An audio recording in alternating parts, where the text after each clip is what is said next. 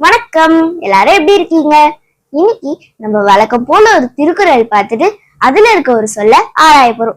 என் பின்னாடி பாருங்க, எவ்வளவு அழகான பூமி உருண்டை சுத்திக்கிட்டு இருக்கு.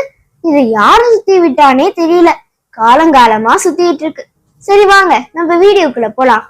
அகர முதல எழுத்தெல்லாம் ஆதி பகவன் முதற்றே உலகு. அகர முதல எழுத்தெல்லாம் ஆதி பகவன் முதற்றே உலகு. எழுத்துக்கள் அனைத்தும் அகரத்தை அடிப்படையாக கொண்டுள்ளது. அதுபோல் உலகம் இறைவனை அடிப்படையாக கொண்டுள்ளது. உலகத்தில் உள்ள எல்லா எழுத்துக்களுக்கும் ஆ என்ற ஓசைதான் முதன்மையானது அப்படின்னு வள்ளுவர் சொல்லியிருக்காரு.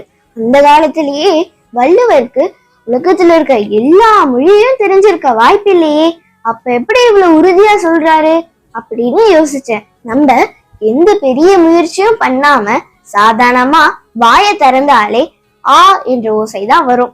நீங்க ஒரு வாட்டி ட்ரை பண்ணி பாருங்க. ஆ என்ன வருதா? இப்ப புரியுதா?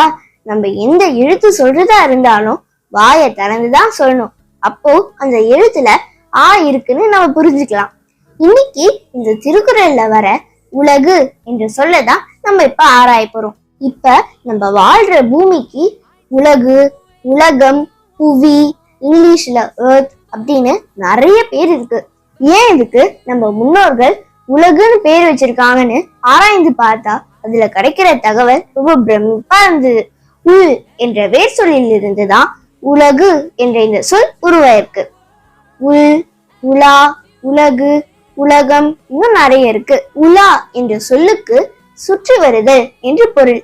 இப்ப கூட நம்ம பயன்படுத்திட்டு தான் இருக்கோம், சுற்றுலா, வீதியுலா அப்படின்னு. இதுல என்ன ஆச்சரியம்னு கேக்குறீங்களா?